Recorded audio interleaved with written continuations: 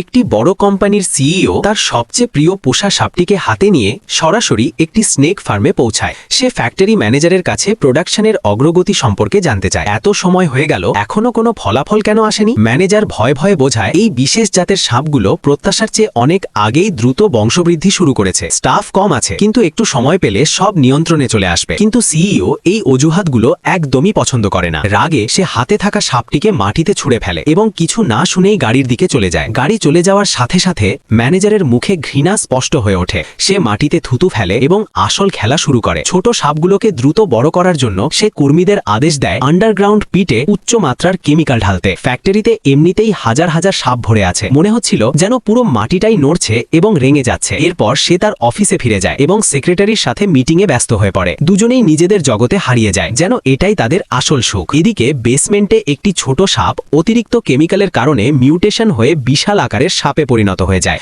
সে নড়তেই ওপরের মিটারগুলো হঠাৎ লাল জোনে পৌঁছে যায়। বিদ্যুৎ ট্রিপ হয়ে যায় এবং মাটি কাঁপতে শুরু করে। হঠাৎ মাটি ফেটে যায় এবং সেই বিশাল সাপ তার ঝাঁক নিয়ে বাইরে বেরিয়ে আসে। কর্মীরা ভয়ে এদিক ওদিক দৌড়াতে শুরু করে। পুরো প্ল্যান্টে আতঙ্ক ছড়িয়ে পড়ে। অফিসে এখনো দুজন কিছুই জানে না। পরের মুহূর্তেই বিশাল এক ছায়া সেক্রেটারির পিছনে দাঁড়িয়ে যায়, আর সে কিছুই টের পায় না। ম্যানেজার যখন এটা দেখে, ভয় তার মাথা ঘুরে যায়। পরিস্থিতি এত ভয়ঙ্কর হয়ে ওঠে যে শ্বাস নেওয়াও কঠিন মনে হয়। সাপটির ভয়ঙ্কর উপস্থিতি পুরো পরিবেশকে জমাট বেঁধে দেয়। এক ঝটকায় সাপটি আক্রমণ করে এবং ম্যানেজারকে দেয়ালের কোনায় ঠেলে দেয়। কিছু মুহূর্তের জন্য সবকিছু থেমে যায়। হয়তো তার নীরবতাকে দুর্বলতা মনে করা হয়েছিল, কিন্তু দয়া দেখানোই সবচেয়ে বড় ভুল হয়ে দাঁড়ায়। সুযোগ পেতেই ম্যানেজার বেসমেন্টে লুকিয়ে পড়ে এবং দ্রুত ফোন করে লোকজনকে ডাকে সাপটিকে মারার জন্য। কিন্তু এবার সাপ বুঝে গেছে, এবার সে আর কোনো দয়া দেখাবে না।